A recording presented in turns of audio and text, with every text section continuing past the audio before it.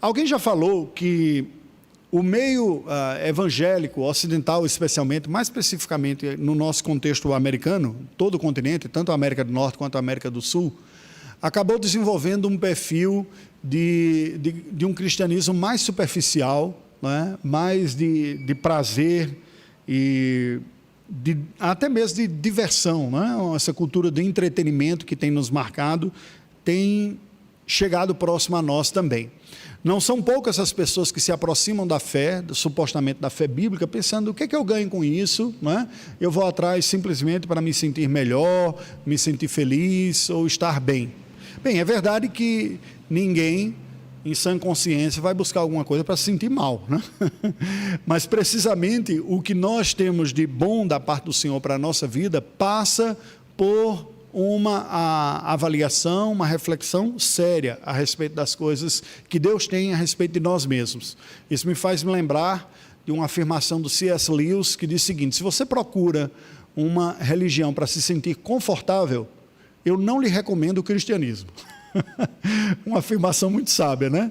Porque precisamente se nós somos, o que nos diz a palavra de Deus, criaturas pecadoras, e o único Deus existente é o eterno Deus, que é santo e justo, então necessariamente haverá alguma medida de desconforto considerável nessa relação. Porém, o Deus que é santo, infinito e justo, também é misericordioso e bom. Esse Deus que se revela a nós em Cristo Jesus e na sua palavra, nos atrai com o propósito de nos redimir, nos restaurar, o que é algo bom que Deus está fazendo na nossa vida, porém não pouco doloroso. E aí vou citar C.S. Lewis de novo, né? Nas suas Crônicas de Nárnia, que são uma mensagem metafórica do cristianismo.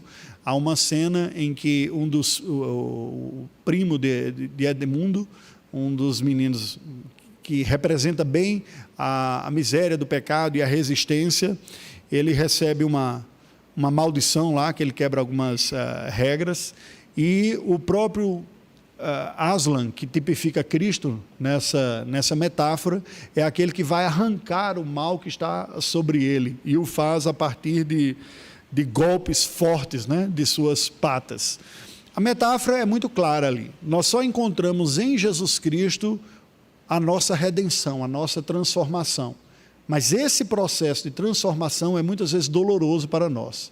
Nós carregamos conosco as nossas lutas. Eu gostaria, nesta manhã, refletir com vocês sobre, precisamente, essa seriedade da vida cristã, da jornada cristã, da jornada piedosa aqui, e como nós não podemos ser negligentes com esta visão, não é? Ou colocando em miúdos, colocando de outra maneira, seria o seguinte: brincando com coisa séria, não é? E eu gostaria de tomar como exemplo uma das figuras mais controversas que eu vejo da Escritura Sagrada, quando nós pensamos em termos de exemplo para nós, um dos heróis da fé, que é Sansão. Abra sua Bíblia no livro dos Juízes, capítulo de número 16, nós vamos, a partir da avaliação de alguns versículos aqui, pensar sobre esta maneira de lidar a vida, com menos responsabilidade, olhar o pacto e os privilégios de sermos filhos do pacto. Mas eu gostaria de lembrá-los ainda que é este Sansão que a palavra de Deus coloca na lista dos heróis da fé, não é? O que nos apresenta uma categoria muito curiosa, porque os heróis na Bíblia não são propriamente marcados por suas virtudes, suas capacidades de exercerem. Mas os heróis na Bíblia são marcados pela graça de Deus e a capacidade de Deus alcançar e usar pecadores, não é? Entretanto, já estou antecipando um pouco a conclusão aqui, né? A graça soberana de Deus que chama, capacita e usa, não nos isenta de nossas responsabilidades no meio de todo esse propósito. Eu tenho percebido, ao longo da minha vida cristã, que é muito fácil nós incorrermos em dois desvios aqui. Seria, usando a linguagem bíblica, né? Cuidado para não se desviar nem para a direita nem para a esquerda, né? Um desvio típico é nós reputarmos a nossa responsabilidade todas as virtudes daquilo que nós produzimos. A parte da graça de Deus é a maior falácia. Não existe nada à parte da graça de Deus. O Senhor Jesus Cristo disse: sem mim nada podeis fazer. A expectativa de produzir virtude, uma vida virtuosa, qualidades morais, o bem, a beleza para o outro, a parte de Cristo gerou algo chamado farisaísmo, que foi profundamente condenado pelo Senhor Jesus Cristo. Isso é uma crença simples, gente, que é o seguinte: se você for austero, dedicado e determinado, você vai produzir muita virtude e vai ser um exemplo para as outras pessoas. Deixa eu dizer uma coisa para vocês: isso definitivamente não é cristianismo. Porque necessariamente esse tipo de postura vai elencar alguns padrões de comportamento externos como sendo gloriosos, numa lista limitada, relativamente facilmente controlada pelos homens, que gera exatamente a postura farisaica, não é? E a postura legalista, uma lista de regras do que pode e o que não pode. O problema é que isso não tem absolutamente nenhum poder no coração. E Deus que vê o coração, vocês lembram as palavras dos profetas de Jesus o tempo todo, dizendo: esse povo me honra com os lábios, mas o coração está longe de mim. O desvio oposto, por outro lado, é dizer o seguinte: se é tudo pela graça, e é pela graça que nós somos pecadores, não importa a forma como eu vivo aqui, é a graça de Deus que vai vencer no final. Isso, tecnicamente, tem um outro termo. Se o primeiro nós falamos que é o farisaísmo, né? Ou mais precisamente, me fugiu agora o termo que eu acabei de citar, legalismo, exatamente. No ponto oposto tem o antinomismo, que é a negação de regras, né? Anti é o prefixo de negação e nomismo vem de nomos, regras. Você diz: olha, é a graça, é pela graça que a gente é salvo, no final é a graça de Jesus Cristo. Não, definitivamente. A mesma graça que salva é a graça que santifica. E a graça que santifica e salva é uma graça responsável. Não é? Paulo, escrevendo aos Gálatas, aquela carta que fala fortemente contra o legalismo, diz: ninguém se engane, de Deus não se zomba, aquilo que o homem plantar, isso também ceifará. Como é que nós olhamos na visão cristã estas coisas aqui, introdutoriamente falando? Nós sabemos que pelo pacto da criação, ou pacto das obras, Deus estabeleceu os padrões e as regras que regem o universo, inclusive a moralidade. E isso nunca vai mudar. O que é certo e permanecerá sendo, independente da minha capacidade de responder positivamente ou não. Porém, este padrão absoluto serve para nos apontar o caminho da retidão e nos mostrar a perfeição de Deus e nos revelar a nossa própria incapacidade, para que haja arrependimento, confissão e busca de mudança. Contudo, o caminho da instrução, da retidão, o pacto das obras ou o pacto da criação, ele não promove redenção, porque o pecado entrou sobre toda a humanidade. O que Deus fez? Ele se utilizou desse pacto da criação ou pacto das obras, mandou um outro representante, porque o primeiro, Adão, trouxe o pecado e a miséria, que foi Cristo Jesus, que se submete perfeitamente a este pacto, cumpre perfeitamente a lei, oferece um sacrifício perfeito e agora adquire o benefício da obediência para aqueles que creem. Este é o pacto da redenção, ou pacto da graça, que é baseado na obediência de Cristo Jesus, dele. Quando eu, consciente dos meus pecados, me arrependo e creio em Cristo, eu recebo os benefícios da sua obediência. Mas preste atenção, esse é o ponto que eu gostaria de destacar. Nós só começamos a experimentar os benefícios da graça. Porque os benefícios da graça também vão trabalhar na nossa vida, não é apenas nos livrar da condenação do inferno, mas é ir restaurando em nós a imagem de Deus que nós perdemos pelo pecado. É um processo de santificação. Na nossa jornada de vida, nós reagimos de maneira diferente. Temos períodos de maior resistência, de maior negligência, temos períodos de maior dedicação. Quanto mais nós nos rendemos a Cristo e à verdade da palavra de Deus, mais nós desfrutamos na vida dos benefícios que Cristo adquiriu para nós. Temos as nossas relações restauradas, renovadas, abençoadas com Deus, com o próximo, com o mundo, conosco mesmo. Experimentamos a piedade da boa vida cristã. Mas é verdade que nós continuamos em luta aqui. E o contrário também é verdadeiro. Quando somos negligentes, duros de coração, desobedientes, a apatia, a indiferença, a frieza vai nos alcançando. nós não vamos refletindo a beleza de Deus e o nome de Deus não vai sendo honrado, mas escarnecido, e isso não é bom. Isso não significa perder salvação, é uma maneira muito simplista de lidar com as coisas, né? Dizer assim, foi salvo, não foi salvo, isso depende da obra de Cristo, mas mas aponta para o caminho da qualidade espiritual que nós experimentamos aqui, e o impacto que a nossa vida tem sobre a vida dos outros. E é por isso, precisamente, que eu gostaria que nós olhássemos hoje sobre a vida de Sansão, né? Esse herói que alguém poderia dizer assim, esse foi o herói mais anti-herói que tem. Não é verdade? Se você olha para a vida de Sansão, ele teve um privilégio grandioso, ele é fruto de uma gestação miraculosa que Deus concede aos seus pais que não tinham condições de ter. Quando o anjo do Senhor dá o recado para Manoá e sua esposa e diz, olha, esse será consagrado a mim, será nazireu desde o seu nascimento. Só para entender aqui, nazireu é aquela figura do Antigo Testamento de uma consagração religiosa diferenciada. A palavra de Deus não prega a abstinência absoluta, ou seja, não é proibido as pessoas ingerirem alguma bebida alcoólica, mas o nazireu ele não poderia jamais ingerir a bebida alcoólica. O que a Bíblia ensina de Gênesis ao Apocalipse é a temperança, é o domínio próprio, não é? O pecado é a embriaguez, o escândalo e toda a decorrência do efeito do álcool para quem consome, não é? Mas numa medida apropriada faz parte da comida e da bebida. Isso é algo um pouco estranho para o evangélico brasileiro em especial, porque a nossa cultura brasileira não é madura para lidar com bebida como é mais para comida, mas nem sempre também. Nós já somos o segundo povo mais obeso do mundo, não é? Perdendo apenas para os americanos. Então a gente já está se perdendo pela boca na parte da comilança, não só da bebedeira, né? Então o que a gente vê? A palavra de Deus apresentava isso. Esse nazireu, ele também não podia cortar o cabelo, era um sinal externo de um voto de consagração a Deus. E havia uma série de outras restrições que era normal para a vida de qualquer outra pessoa, mas para quem gozava desta condição ou desse voto, não poderia ser.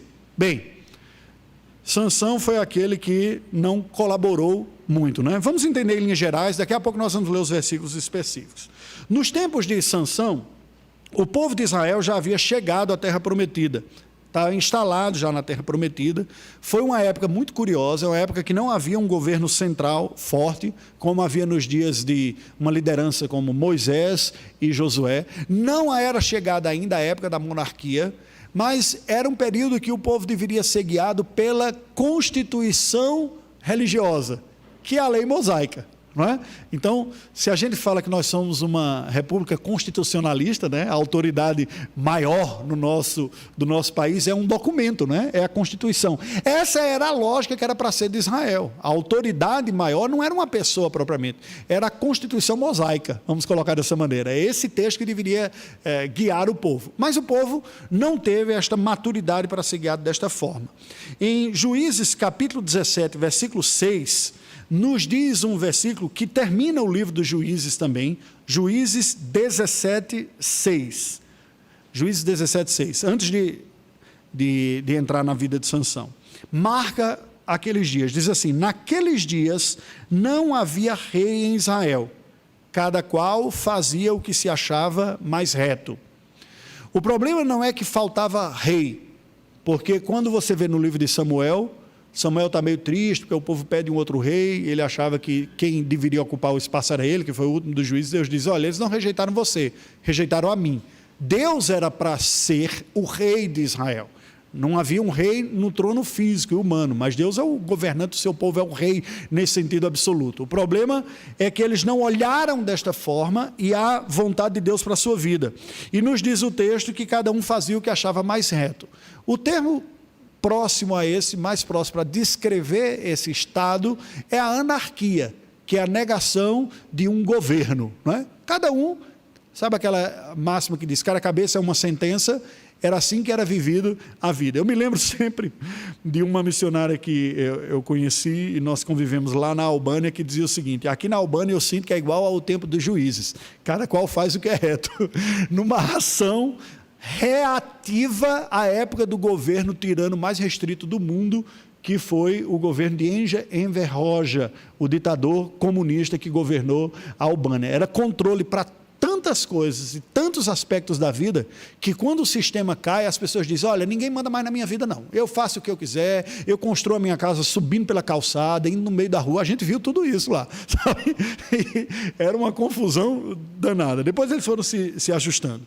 Bem, mas o Israel do Antigo Testamento era o seguinte, era um estado teocrático, o que significa dizer que Deus era o soberano da nação e que governaria o seu povo através da lei, que foi entregue a Moisés, nesse sentido, uma constituição religiosa, né, que guiava o povo. Mas o relato nos mostra que, na verdade, na vida de Israel, acabou se estabelecendo esse estado anárquico, cada qual vivia da maneira que queria. Religiosamente, foi um período muito conturbado em Israel. A proximidade de outros povos, porque eles conquistam a terra prometida, a terra de Canaã, as tribos são distribuídas, mas ainda há muitos bolsões de povos cananitas, pagãos, presentes lá. Eles ainda não tinham ocupado plenamente e ainda conviviam com muitos destes povos. E ao invés do povo hebreu viver para a glória de Deus, de acordo com a palavra, e ser luz a estes povos, indicando um caminho diferente, eles foram assimilando muito desses elementos, dos cultos dessas religiões pagãs. Eu me recordo, no período que vivi lá em São Paulo, quando fui pastor em Suzano, de uma exposição arqueológica que teve no MASP, né, o Museu de Arte de São Paulo, que foi do período monárquico ao Império Bizantino. Foi uma das melhores exposições. Eu não sou uma pessoa muito sofisticada culturalmente, não, mas algumas poucas vezes na vida que eu fui para esses ambientes, eu aproveitei bastante, né? Esse foi um deles. Havia uma série de exposições arqueológicas mostrando a história do povo hebreu, que na verdade começa antes de Davi. E eu me lembro de ter visto, entre outras coisas, umas pequenas estatuazinhas das divindades cananitas pagãs que a arqueologia conseguiu recuperar. Imagens pequenas da deusa feminina, né, que era a Azerá, e o deus masculino, que é o Baal, que você vai encontrar lendo as escrituras sagradas.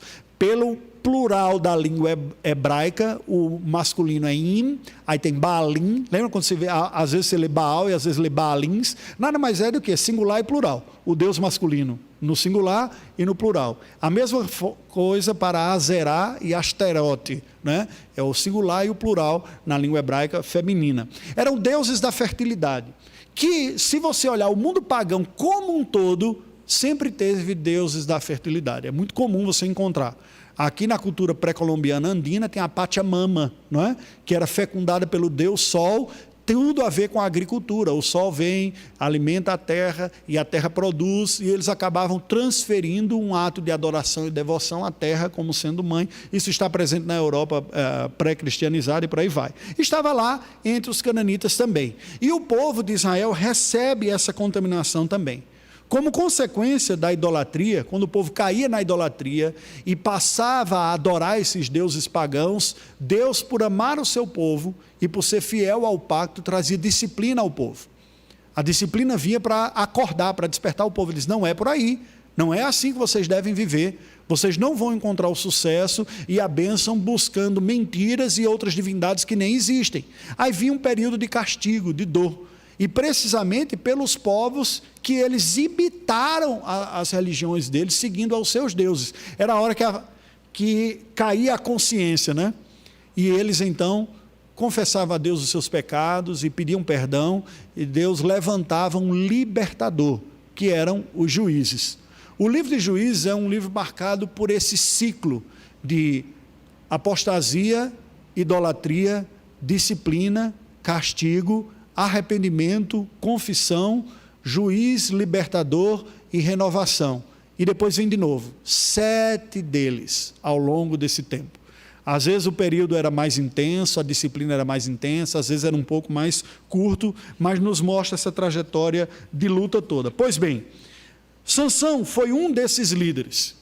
E o curioso é que, assim, um juiz daqueles que a gente diz, não é uma pessoa que inspira muito para a gente seguir o exemplo, não. Deus usou como libertador, mas ele mesmo foi profundamente negligente na sua tarefa.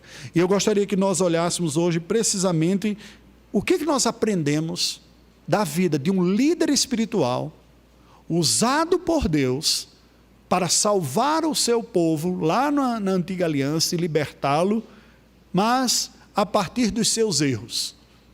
Isso é importante nós percebermos, porque muitas vezes nós destacamos exemplo pela via positiva, né? Fulano é um exemplo para a minha vida. Mas você pode dizer que é um exemplo também para não ser seguido. Sabe aquela velha ideia que você diz assim, rapaz, como é que você aguenta ter aulas com aquele professor? Ele diz, olha, ele é muito ruim, mas quando eu estudo com ele, eu aprendo como não fazer, né? O que não saber, quem está dando professor, quem está dando aulas, né? A Escritura Sagrada nos apresenta isso também. Quando Paulo escreve aos Coríntios, ele diz que a história do povo da antiga aliança foi registrada a fim de que nós aprendamos com eles. Aprendamos naquilo que eles acertaram, mas aprendamos também naquilo que eles erraram. Primeiro, para ter a humildade para reconhecer que nenhum de nós só acerta na vida, todos nós erramos também. O segundo, que os erros trazem consequências, e nós devemos então não ser inocentes a esse respeito. Nós sofreremos muitas destas consequências. Deus não nos livra das consequências, Ele nos livra da condenação eterna delas, percebe? Então, há uma diferença entre estas coisas aqui. Vamos ver na vida de Sansão. Juízes, capítulo de número 16. Este que brincou com coisa séria. Vamos ver em que Sansão errou. Vamos começar pelos seus erros. Depois a gente vai falar de algum aspecto positivo dele, para vê-lo. Versículos 4 e 5. Juízes 16, versículos 4 e 5. Depois disto, aconteceu que se afeiçoou a uma mulher do vale de Soreque, a qual se chamava Dalila. Então os príncipes dos filisteus subiram a ela e lhe disseram, persuade-o e vê em que consiste sua grande força, com que poderíamos dominá-lo e amarrá-lo, para assim o subjugarmos, e te daremos cada um 1.100 ciclos de prata. O que nós vemos aqui da vida de Sansão? Este homem que tinha sido separado por Deus para ser líder, para ser salvador do povo de Israel, mas lembra, os juízes eram líderes civis e militares. O ofício do juiz não era um ofício religioso, como o profeta e o sacerdote. Isso é importante nós dizermos, porque quando nós olhamos o Antigo Testamento, a realidade do reino de Deus, que é um conceito espiritual, era manifesta na concretude do Estado de Israel. E isso não foi muito claramente percebido pelos judeus, especialmente quando Cristo veio, porque estava para eles tão associado uma coisa como a outra, que eles imaginavam a restauração do reino de Israel como a vinda do reino de Deus.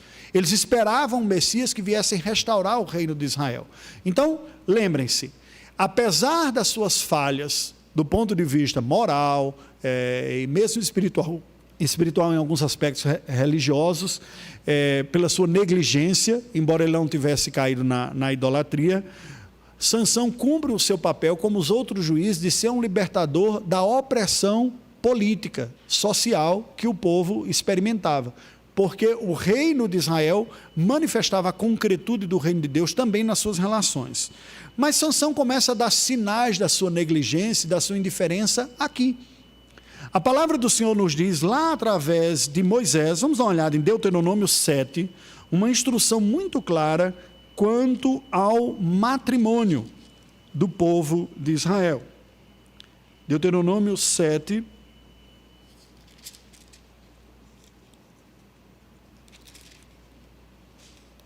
fala do amor que Deus tem para com o seu povo. Versos 6 e 7.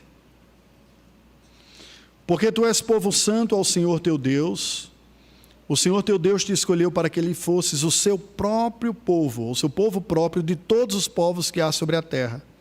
Não vos teve o Senhor afeição, nem vos escolheu, porque fosseis mais numerosos do que qualquer povo, pois éreis o menor de todos os povos.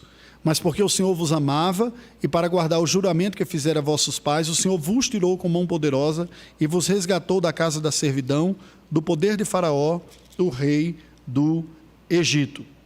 Então o Senhor Deus destaca aqui. Há uma outra ocasião que ele diz que você vai possuir a terra, mas não vai contrair matrimônio com os povos dessa terra. Não casarei os vossos filhos com os seus filhos, nem as vossas filhas com os vossos filhos. Por quê? Eles eram para ser um povo santo. Isso está no versículo 3º, olha só o que diz, verso 3, Deuteronômio 7:3. Nem contrairás matrimônio com os filhos... Vamos ler o 2 e o 3? Perdão, vamos voltar um pouquinho. E o Senhor teu Deus as tiver dado diante de ti para as ferir, totalmente as destruirás, não farás com elas aliança, nem terás piedade delas, nem não contrairás matrimônio com os filhos dessas nações, não darás tuas filhas a seus filhos, nem tomarás suas filhas para teus filhos. Verso 4, olha a razão. Pois elas fariam desviar teus filhos de mim, para que servissem a outros deuses, e a ira do Senhor se acenderia contra vós outros, e depressa vos destruiria. Precisamente foi isso que ocorreu nos dias dos juízes. O pessoal ocupou a terra, mas foram negligentes quanto a isso. Preste atenção que aqui não se trata da ideia de preconceito religioso, não se trata aqui de uma xenofobia, ou, tecnicamente falando, de um princípio antropológico de casamento endogâmico. Eu me lembro que foi dessa forma que um senhor me abordou lá em Portugal, falando de Israel. Disse, os judeus eram endogâmicos, né? Bem, antropologicamente é isso que se fala quando as pessoas casam dentro do seu próprio grupo.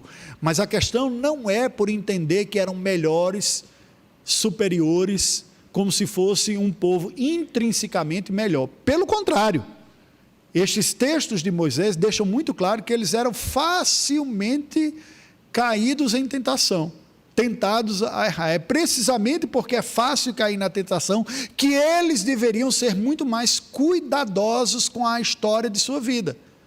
Porque, gente, cair é muito fácil, basta tropeçar. Agora, espiritualmente levantar é preciso um milagre, de um novo nascimento e de uma transformação.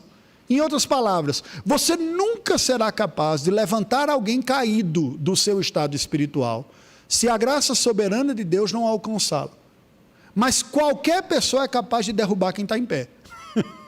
Não significa perder a salvação, significa derrubar de um estado de santidade, de obediência, basta cair na tentação. É esta lógica aliada à ideia de que a antiga aliança é uma aliança inferior na potência, no poder, na capacidade de gerar piedade e santidade. Lembra que Paulo, quando escreve isso lá aos Coríntios, ele diz que se era gloriosa a antiga aliança, a aliança da pedra, muito mais gloriosa é a nova aliança em Cristo Jesus pelo Espírito Santo. O que ele está falando? Havia a glória de Deus manifesta no meio do seu povo na antiga aliança, mas era menor, era mais difícil vencer as lutas, as tentações, os recados. A medida da graça que a igreja do Antigo Testamento tinha era menor. Veja que a promessa para a nova aliança é o quê? Derramarei do meu espírito sobre toda a carne. A medida do espírito é maior. Então, por essas razões, a instrução era muito mais clara. Diz, vive em um lugar separado, vive como um povo para a glória de Deus, não se contamine com a idolatria. Isso não existe na nova aliança. Nós recebemos uma medida superior, de tal maneira que a igreja está espalhada entre os povos. Nós não somos chamados para construir uma nova Canaã, ou um novo Israel, para nos isolarmos das pessoas, do convívio social, criarmos uma cidade só de crentes. Não existe isso na nova aliança, porque nós temos uma medida maior do Espírito. Porém, permanece o mesmo princípio, de que para o povo de Deus, a família deve ser uma igreja. Entende a lógica aqui? O que é que eu estou dizendo com a família deve ser uma igreja? A família para o povo de Deus deve ser visto como um lugar onde Deus é adorado e servido, e não onde o coração é dividido com outros deuses. É este o princípio que é aqui. A luta espiritual não pode começar na adoração a Deus dentro de casa. É isso que a lei de Moisés está dizendo.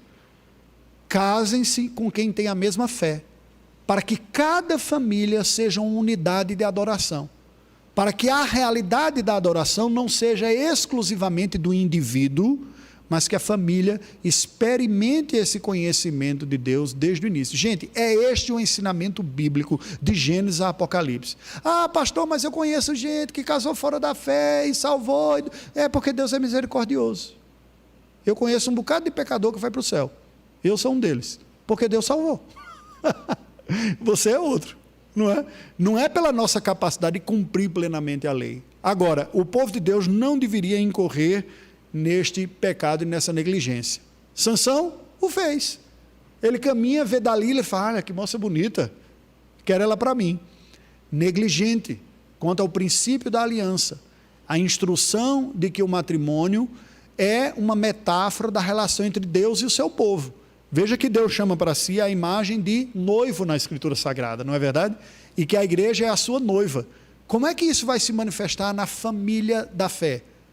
Um homem que vai representar o governo de Deus e a esposa que vai representar o povo de Deus numa relação que é uma metáfora para o mundo do que é uma família que conhece a Deus. Este é o princípio. E Sansão não deu bolas para isso. Pessoal, olha, eu gostei daquela mulher, vai ser ela para mim. Fui encantado, me apaixonei, não é? A Bíblia diz claramente que não há união entre o crente e o incrédulo. Não há comunhão da luz com as trevas.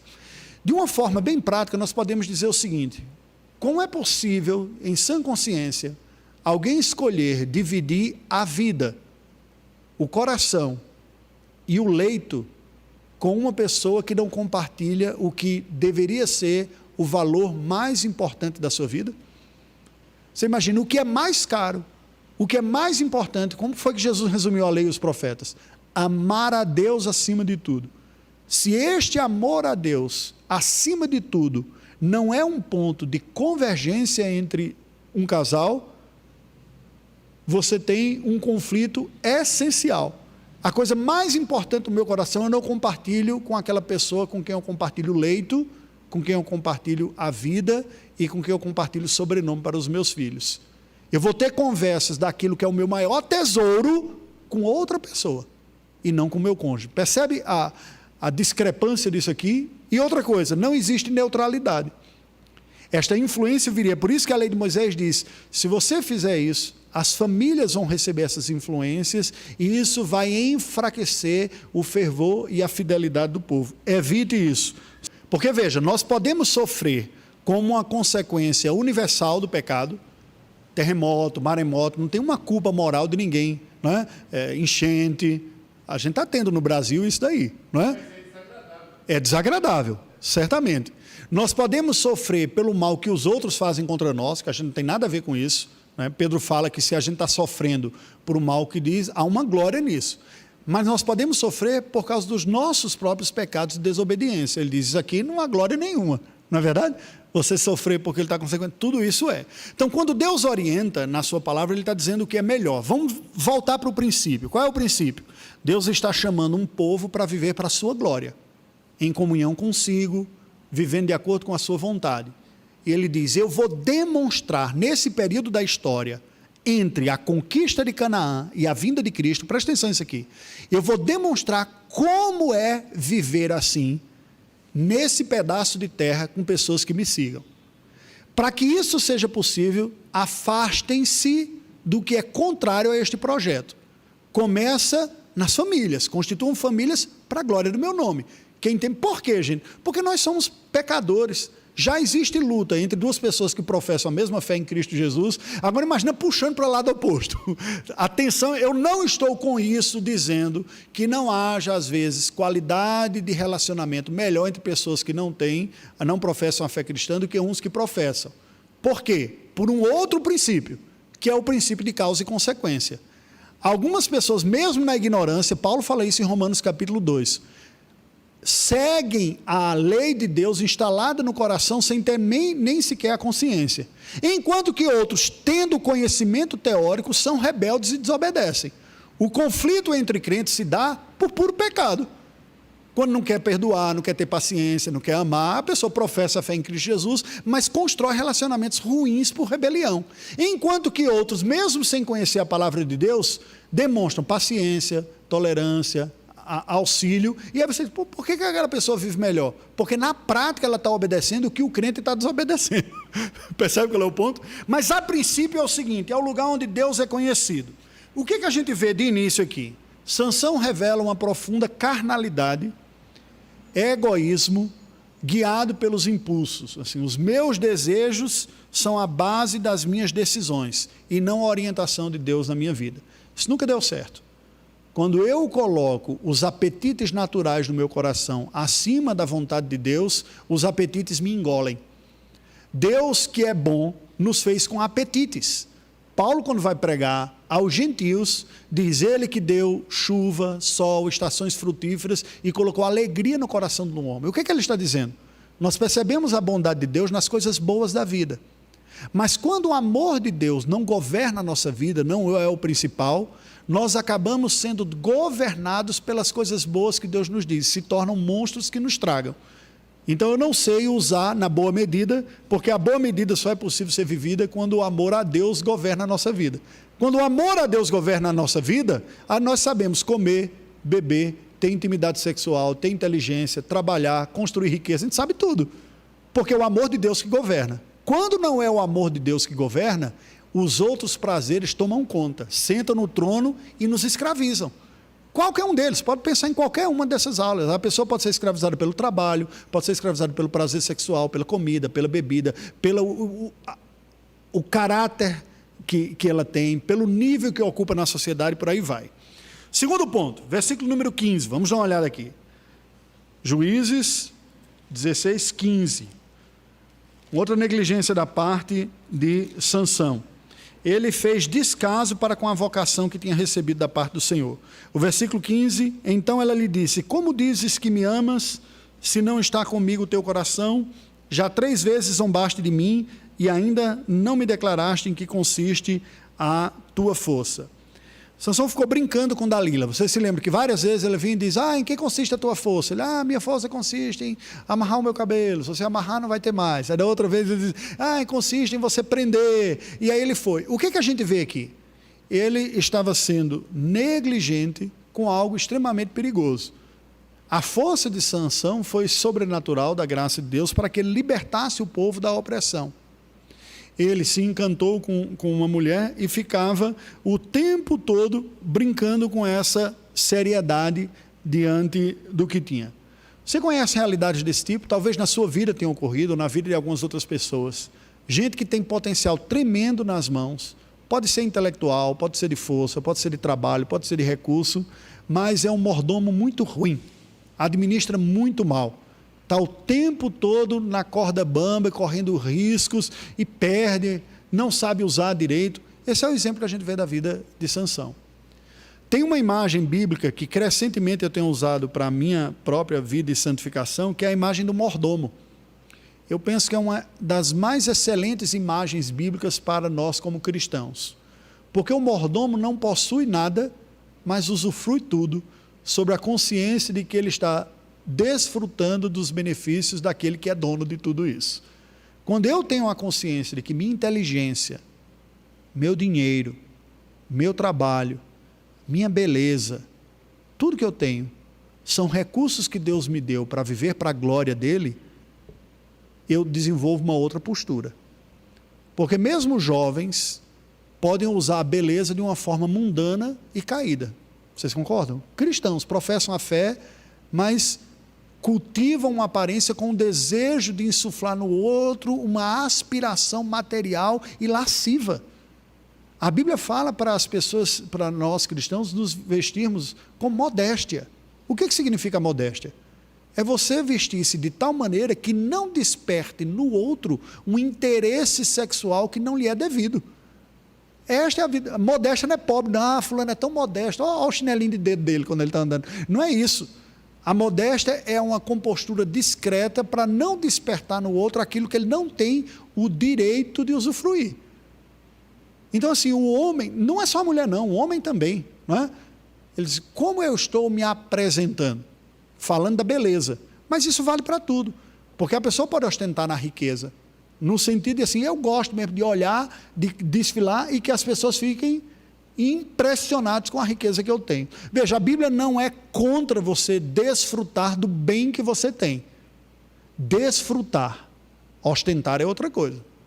Ostentar é eu querer impressionar os outros com o que eu tenho para que eles me tratem hierarquicamente como superior, como sendo melhor do que eles. O meu valor e a minha qualidade o está.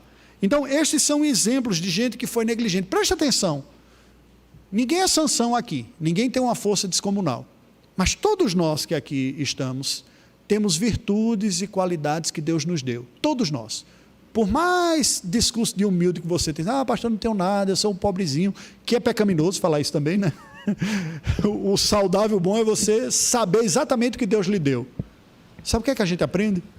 O que nós temos que saber é, Deus me deu essas qualidades para eu viver para a glória dele e para o bem do meu próximo. Não é para mim mesmo, para simplesmente ser destacado ou receber destaque. Vamos lá, ainda no verso 15, você vê esse excesso de confiança da parte de Sansão. Tinha uma força muito grande, ele olha como se ele estivesse controlando a situação. Diz, eu estou fazendo esse jogo aqui com Dalila, não é? Tem hora que eu digo, tem hora que eu não digo, o que é? Isso nos mostra uma arrogante autoconfiança que muitas vezes pode vir sobre o nosso coração, de que nós estamos no controle de situação. Preste atenção, porque isso é muito comum quando o cristão começa a flertar, a namorar com a tentação e com o pecado. Não, mas eu estou no controle, eu tenho um limite, vai só até aqui. Eu não me deixo cair na tentação não, pastor. Quando a gente está namorando, a gente sabe onde é que para, não é? Ou com dinheiro, ou com a bebida, não importa, quaisquer áreas. Nós temos que nos lembrar que as paixões, elas militam contra o espírito. E nós não podemos ficar brincando com as tentações. A tentação, quando é percebida, deve ser rapidamente identificada e fugir dela. É curioso porque a Bíblia diz, resistir ao diabo e ele fugirá de vós. Mas a Bíblia não diz, resistir à tentação e ela fugirá de você. Como é que diz? Diz, fugir das tentações. Quem tem que fugir é você. Ela não vai fugir de você não. O diabo vai, se você resistir, ele vai fugir. Não é curioso? Porque às vezes o nosso imaginário evangélico, a gente tem um diabo como sendo o grande mauzão que tem, a pior coisa que pode ocorrer na nossa vida. Mas pela Escritura Sagrada, desde o Antigo Testamento até o Novo, o mal maior está dentro de nós. Quando Balaão é chamado para amaldiçoar o povo, ele diz, não tem como amaldiçoar esse povo a quem Deus abençoou. Mas como foi que ele montou a cilada e conseguiu amaldiçoar o povo? Foi exatamente na sedução com os jovens de Moabe. O texto de Números vai dizer, e assim levou Israel a pecar. Percebe? Então assim, a gente aprende da vida de Sansão que é preciso nós termos cuidado com as tentações em nossa vida. Elas são sérias. O Senhor Jesus diz que a carne milita contra o espírito está pronto, mas a carne é fraca.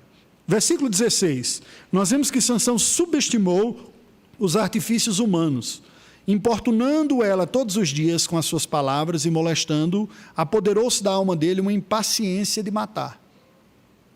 Sabe aquela imagem, a imagem bíblica da goteira, né, que diz a mulher rixosa que fica como uma goteira, aqui se aplica, mas pode ser o contrário também, o rixoso é o homem.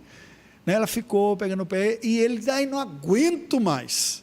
O que a gente vê aqui, precisamente? Subestimar o artifício humano. Muitas vezes a gente diz, não, eu estou seguro da situação, eu tenho um controle, mas é possível, e algumas vezes nós vamos ceder por cansaço. Sabe aquela ideia de que venceu pelo cansaço? Tomemos cuidado, nós que somos pais, às vezes os filhos levam à exaustão para conseguir alguma coisa. E que você sabe que não é o adequado ou o apropriado, é preciso resistir. Mas não só filhos, todas as relações. Há pessoas que conquistam os seus alvos pela base da insistência. O que faz com que o outro ceda, não por um temor a Deus, ou para querer o bem, porque está sendo sensível para com o desejo do próximo, mas por um sentimento de autoproteção que diz, eu não quero mais esse desgaste na minha vida. Já ocorreu com você? De algumas circunstâncias você ceder só por causa da pressão, de não aguentar mais a pressão, de dizer, não aguento mais isso e ceder. As estratégias das relações humanas incluem isso daí. Nós, como seres humanos, nós somos por natureza artistas e egoístas. Há muitas relações humanas adoecidas, psicologicamente adoecidas, por pessoas que manipulam os outros nas suas argumentações afetivas. Você não me ama, você não quer o meu bem. Isso pode ser de filho para com pai, pode ser de pai para com filho. O que eu fiz para merecer que você aja dessa maneira? marido para com mulher, esposa para com o marido, nas relações da igreja, todas as nossas relações humanas. Nós temos que estar atentos para não cairmos nessas ciladas emocionais, nesses argumentos em que nos sentimos às vezes culpados por não atender o desejo da outra pessoa, mesmo que a gente saiba que não vai ser o bem, mas porque a pessoa se coloca como vítima, diz, se você não fizer isso, é sinal que você não quer o meu bem. Entende qual é o ponto? Aqui foi exatamente o que ocorreu com Sansão. Dalila, que tinha outros objetivos, que estava debaixo de uma pressão da parte dos pagãos do seu povo, fez deste relacionamento um recurso para receber a proteção do seu povo e levar Sansão à perda, e ele cansou. Agora veja o que ocorreu. Versículos 18 e 19, vocês conhecem a história. Vendo, pois, Dalila, que já ele lhe descobrira todo o coração, mandou chamar os príncipes dos filisteus, dizendo, subi mais esta vez, porque agora me descobriu ele todo o coração. Então os príncipes dos filisteus subiram a ter com ela e trouxeram com eles o dinheiro. Ele foi enganado por Dalila. Alguém já falou que nós conhecemos realmente as pessoas nos dias maus e difíceis. Porque quando tudo está bem, não nos faltam amigos, né? Pessoas para celebrar ou para comemorar. Mas quando as coisas apertam, o que está lá dentro realmente vai aparecer.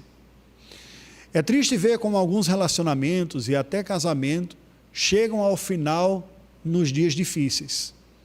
Quando aparentemente tudo estava bom, o casal estava unido.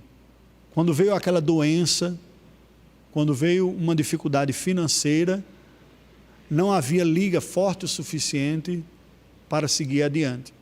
E as pessoas romperam porque pensaram primeiramente no seu próprio bem-estar no meio dessa história toda aqui. O que a gente vê aqui na vida de Sansão? Ele não atentou para a pessoa que estava ao seu lado. Ele só viu a beleza, o que ele queria. E é nessa época, é na hora difícil, que ele vai perceber somente quando Dalila o trai. Ele vai se perceber desprovido da força e do recurso que Deus lhe tinha dado. Olha o que diz o versículo 20. E disse ela, os filisteus vêm sobre ti, Sansão. E tendo ele despertado do sono, disse consigo mesmo, sairei ainda esta vez como dantes e me livrarei. Porque ele não sabia ainda que já o Senhor se tinha retirado dele. Deixa eu pegar esse exemplo da vida de Sansão aqui para dizer uma coisa para vocês. Presta atenção. Não é porque Deus tem inúmeras vezes nos livrado de males na vida, que Ele é obrigado para fazer isso sempre na nossa vida. A Bíblia nos mostra que a longanimidade do Senhor, a sua paciência, ela nos tem alcançado. E muitas vezes Deus nos livra de males pela misericórdia para nos dar tempo de arrependimento e de voltar para Ele. Mas isso não pode fazer de nenhum daqueles que professam a fé em Deus a segurança que diz, Deus está comigo sempre, Ele perdoa e não vai ter problema algum. Por vezes, o Senhor Deus, para produzir um retorno que não tenha ocorrido de forma gentil e graciosa, nos permite experimentar as duras consequências da nossa negligência. Foi o que ocorreu com Sansão. Você vê da parte dele, ele diz, vamos livrar mais uma vez, como de todas as outras. Um excesso de confiança, eu tenho habilidade, Deus me deu inteligência, me deu dinheiro, eu vou sair desse problema. Você já viu isso? Tentação que nos sobrevém como cristão e como pastor. Eu já ouvi muitas vezes pessoas dizendo, não, deixa que eu resolvo o meu problema. E aí ele vai lidando a tempo todo, não, eu já sei, eu confesso, volto e restauro.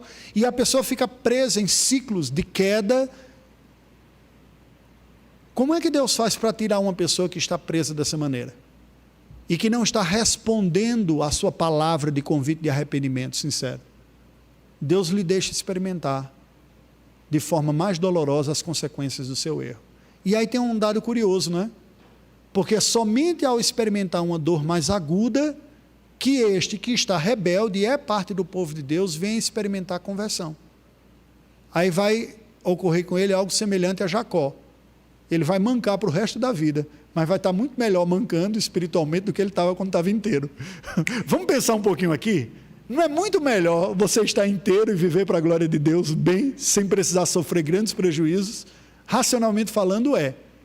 Mas a sedução vem sobre o nosso coração e nem sempre nós respondemos assim. Então preste atenção, quando parece que a casa está caindo, que Deus abandonou, que Deus negligenciou, que tudo está dando errado, lembre-se que a vontade de Deus é boa, perfeita e agradável.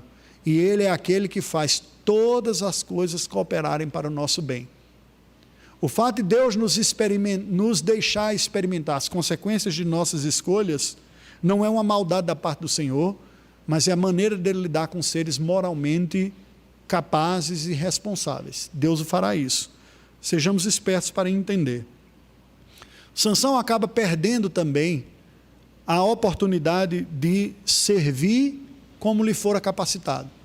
Foi negligente durante tanto a sua vida e agora ele perde a força e perde a sua capacidade de exercer a função de libertador. E é humilhado. Olha o que diz o versículo número 21. Então os filisteus pegaram ele, lhe vazaram os olhos e o fizeram descer a Gaza. Amarraram-no com 2 cadeias de bronze e virava um moinho no cárcere. Situação oposta ao que seria de um herói triunfante e glorioso, não é verdade? Perdeu a vista, teve os olhos vazados, perdeu a força, foi motivo de escárnio dentre os filisteus, estava humilhado. Tudo isso pela negligência de todos os dons, habilidades, força e capacidades que Deus lhe deu. Mas foi no pior momento de sua vida, na maior dor, no meio de toda a sua dificuldade, que parece que ele atinou qual é a sua vocação. Olha o que diz o versículo 23. Então os príncipes dos filisteus se ajuntaram para oferecer um grande sacrifício a seu deus Dagom e para se alegrarem. E diziam: nosso Deus nos entregou nas mãos a Sansão, o nosso inimigo. E aí, versículo 28.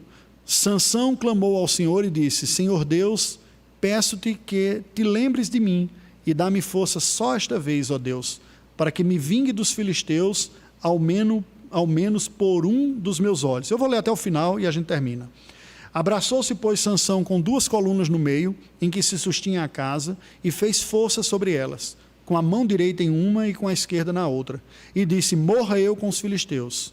E inclinou-se com força, e a casa caiu sobre os príncipes e sobre todo o povo que nela estava, e foram mais os que matou na sua morte do que os que mataram na sua vida.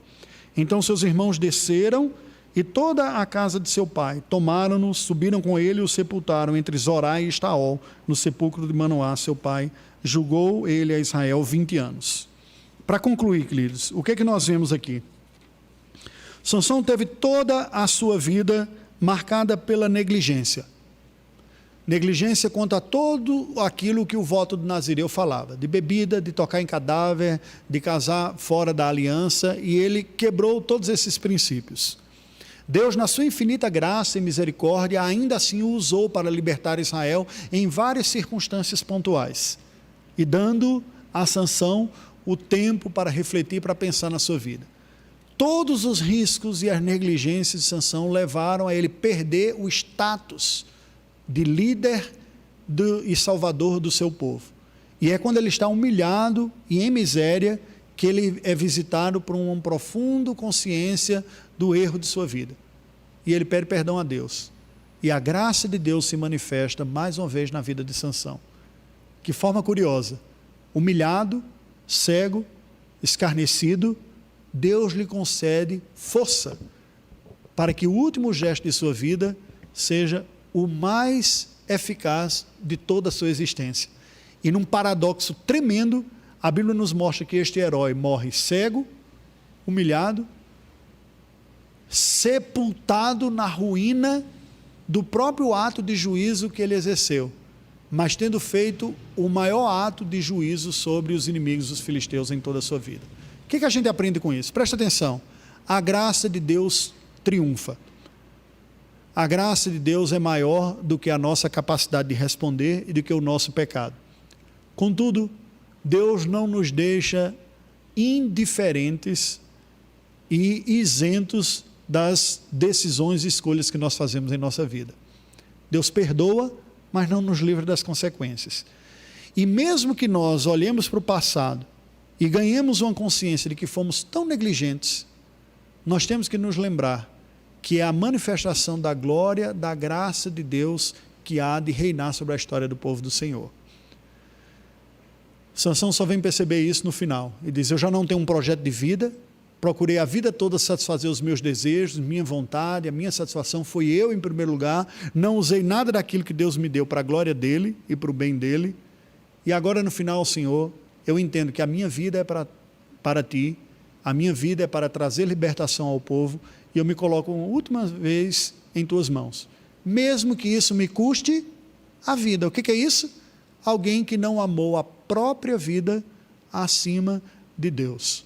Uma lição que ele só aprendeu diante da morte. Que Deus nos dê graça para que sejamos mais céleres em aprender isso, sejamos melhores responsáveis no uso dos recursos que ele nos deu e saibamos o tempo todo entender que é a sua graça manifesta que nos usa para a glória do seu nome. Vamos orar ao Senhor. Ó Deus, nós louvamos o teu nome, te rendemos graças pelo teu amor e pela tua bondade. Pedimos que tu, em tua misericórdia, graça e favor, tomes nossa vida em tuas mãos, nos purifiques dos nossos pecados, nos dê força, coragem e ânimo para te seguir, para cumprir o teu querer, nos dê a alegria de sermos instrumentos da tua graça, manifestando louvor ao Senhor em nossa vida, enquanto vivermos. Oramos em nome de Jesus. Amém. Deus nos abençoe, queridos. Nós temos um tempo para nos preparar para o culto que ocorrerá às 11 horas.